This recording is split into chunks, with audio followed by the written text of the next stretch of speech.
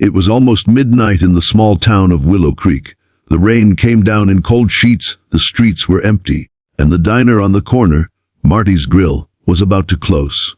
Inside, Daniel Hayes wiped down the counter for the last time that night. He was a single dad, 35, tired but gentle-eyed, with a face that carried both the weight of struggle and the warmth of love. All he cared about was his 8-year-old daughter Lily. Every extra shift, every sleepless night, it was all for her. The rent was due, his truck needed repairs, and life just never seemed to let him breathe. That's when it happened. The door swung open, and a man stumbled in, drenched, panicked, wearing a black hoodie. Behind him, distant sirens wailed through the night. The man's eyes darted around, wide and desperate. "Police," he said, his voice cracking. "You gotta help me. They're after me." Daniel frowned. "Who's after you?" Before the stranger could answer, blue lights flashed outside, police cars slowing near the diner. Instinct kicked in. Daniel didn't know why he did what he did next. Maybe it was the fear in the man's eyes. Maybe it was the thought of what Lily would think if she saw her dad turn away someone in need. He pointed to the back door. "This way." He led the stranger into the pantry and handed him an apron. "Pretend you work here. Keep your head down." Moments later, the cops burst in. "Evening, sir," one officer said, scanning the diner. "You seen anyone run by? Black hoodie, mid-40s." Daniel didn't flinch. "Just me and the grill," he said calmly, flipping an imaginary burger. "You want a coffee? It's a cold night." The officer stared at him, then sighed. "Nah, we're good. Lock your doors, all right." As they left, Daniel exhaled. The stranger's shoulders slumped in relief. He looked at Daniel, speechless. "Why'd you help me?" he whispered. Daniel shrugged. "Didn't look like you had anyone else." The man smiled faintly. "You have no idea what you just did." He left quietly, disappearing into the rain. Daniel thought that was the end of it. Just another crazy night in a life full of them. But the next morning he opened his door and froze.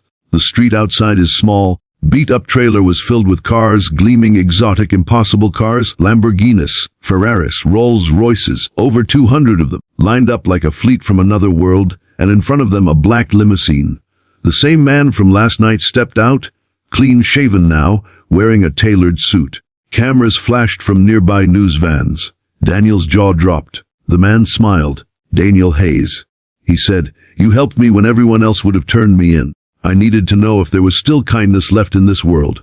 I'm James Rothwell, billionaire, owner of Rothwell Motors." Daniel blinked, speechless. You're that guy, the one from the papers, the one who disappeared." James nodded. "I went off-grid for a while. Wanted to see how people treated a man with nothing. You didn't hesitate.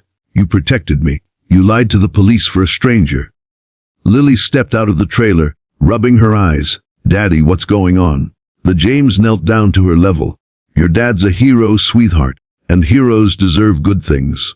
He motioned to the cars. "These are all yours, Daniel. Every single one. Sell them, keep them, give them away. Whatever you want. But more than that, I want you to come work for me. Head of community programs at Rothwell Foundation. We need men like you." Daniel's eyes filled with tears. I don't know what to say." James smiled softly. "Just keep being the man who helped a stranger in the rain." That night, as the town gathered around the glowing street filled with luxury cars, Daniel held Lily close. He couldn't believe how one small act of kindness had changed his life. Later, a reporter asked him, "Why'd you do it, Mr. Hayes? Why risk it for someone you didn't know?" Daniel looked at the cameras and said quietly, "Because someday, I want my daughter to know that doing the right thing doesn't need a reason." The clip went viral across the world. People shared it with captions like, "Faith in humanity restored." Donations flooded into Willow Creek. The diner where it all began became a symbol of compassion. And as for Daniel, he never forgot that rainy night, or the stranger who reminded him that kindness never goes unnoticed. Sometimes, the smallest act of courage can echo louder than a million words. And in Daniel's case, it echoed in the roar of 200 engines lined up outside a small town home, on a street where kindness changed everything. It had been 3 weeks since Daniel Hayes became the man everyone in Willow Creek was talking about. His once quiet street was now a symbol of hope. Reporters came from cities miles away, and people stopped by just to shake his hand. But Daniel, he stayed the same. Every morning, he still packed Lily's lunch, made her pancakes, and drove her to school in his old truck. Even though, parked right beside it, stood a bright red Ferrari that could have bought him a new house 10 times over. "Daddy," Lily giggled one morning, "why don't we drive the shiny car?" Daniel smiled, brushing her hair back. "Because, sweetheart, some things are meant to shine where everyone can see them. Others shine just by being there." He wasn't chasing fame, he wasn't chasing fortune. He was chasing peace, something money couldn't buy.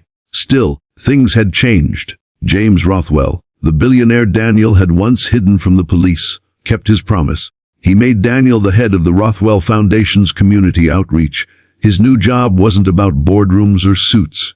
It was about people, feeding the homeless, building shelters, and giving struggling families a second chance. One cold evening, Daniel found himself walking through the same rain-soaked streets where it all began. This time, he wasn't a man running from bills. He was a man searching for someone else who needed a break. That's when he saw her, an older woman sitting outside a grocery store, holding a cardboard sign that read. Daniel walked over and smiled. "How long have you been out here?" She looked up, her eyes tired but kind. "A few days, I guess. People pass by, but you know, everyone's busy with their own problems." He nodded slowly. "Yeah, I used to be one of those people. Then someone reminded me what a small act of kindness can do." He handed her his jacket and said softly, "Come on. Let's get you something warm to eat." They walked to the diner. Marty's Grill, the same place where everything had changed. The smell of coffee and fried eggs wrapped around them like comfort. Marty, the owner, grinned when he saw Daniel walk in. "Well, look who it is!" "Our local hero?" Daniel laughed.